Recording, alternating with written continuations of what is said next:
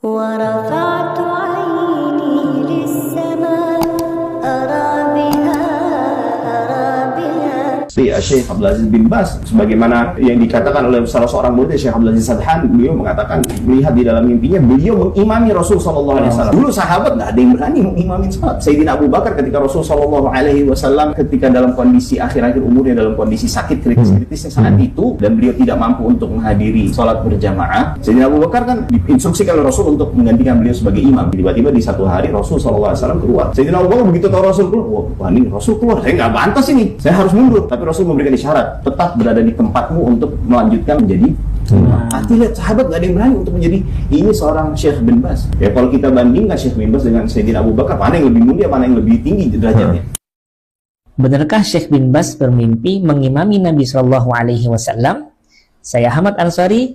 Yuk kita bedah faktanya. Di dalam kitab Al-Imam Ibnu Baz, Durusun wa Mawaqif wa Ibar, karya Syekh Abdul Aziz As-Sadhan, murid Syekh bin Baz hafizahullah ta'ala, diterangkan halaman 128, itu memang betul bahwa ada seseorang yang bermimpi tentang ini. Tapi ingat ya, bahwa ini yang bermimpi bukan Syekh bin Baz, tapi yang bermimpi adalah orang lain tentang Syekh bin Baz. Dalam video tadi dikesankan bahwa yang bermimpi adalah Syekh bin Baz, sehingga seakan-akan Syekh bin Baz itu memuji dirinya sendiri. Ini tidak betul. Tidak boleh kita berdusta atas nama orang lain, apalagi atas nama ulama ya. Ini berat ini. Bahkan kalau kita cek pernyataan-pernyataan atau sikap-sikap Syekh bin Baz ketika mendengarkan pujian-pujian, beliau itu orang yang paling tidak senang dipuji, orang yang sangat rendah hati. Sebagai contohnya yang saya tampilkan di layar ini, ketika Syekh bin Baz diberikan pujian, dibuatkan sebuah qasidah ditulis oleh salah seorang ulama di India, namanya Taqiyuddin Al-Hilali ya, rahimahullahu ta'ala, memuji Syekh bin Baz secara berlebihan. Maka Syekh bin Baz rahimahullah kemudian mengatakan, inni abra'u ilallah minar ridha bidzalik.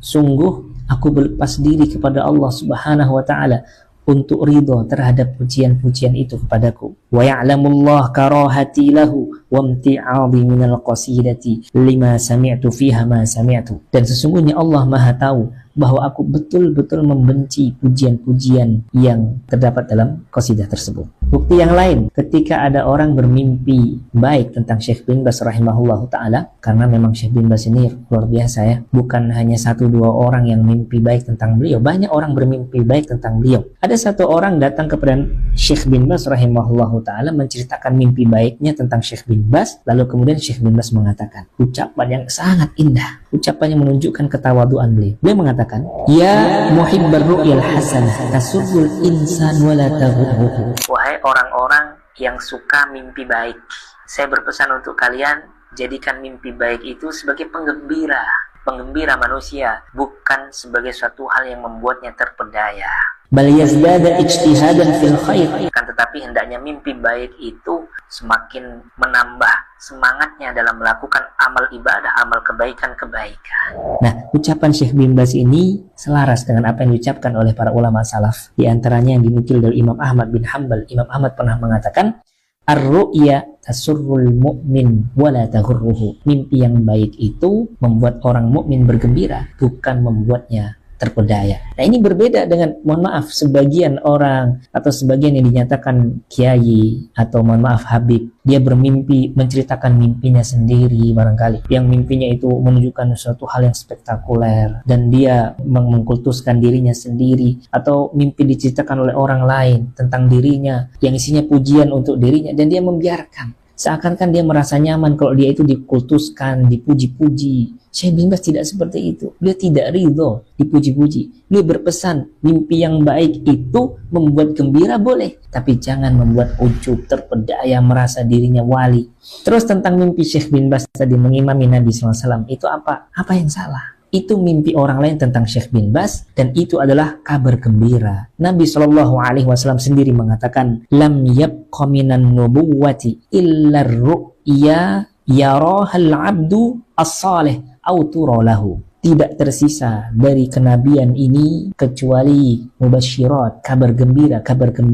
Apakah itu? Yaitu mimpi yang baik yang dialami oleh seseorang itu sendiri atau dia dimimpikan oleh orang lain. Hadis riwayat Muslim. Maka berkenaan mimpi oleh seseorang tentang Syekh bin Baz tadi bisa kita pahami itu sebagai mubasyirat, kabar gembira untuk Syekh bin Baz rahimahullah ta'ala dan orang-orang yang berada di sekitar beliau. Sebagaimana dijelaskan oleh salah seorang ahli takbir mimpi, disebutkan dalam kitab tersebut setelah menyampaikan kisah tadi. Hadhihi la tahtaju ila ta'bir. Mimpi ini tidak perlu untuk ditakbil atau ditakbir karena tu'abbiru nafsuha binafsiha. Rentetan kisahnya itu sudah saling mentakbir atau menafsirkan. Ar-Rasul sallallahu alaihi wasallam huwa sunnah wa Syekh Abdul Aziz bin Baz rahimahullah imamus sunnah fi waqtihi. Makna dari mimpi itu adalah Ar-Rasul sallallahu alaihi wasallam itu adalah simbol daripada sunnah, sementara Syekh bin Baz rahimahullah ta'ala adalah imam sunnah pada zamannya, pada waktu itu. Semoga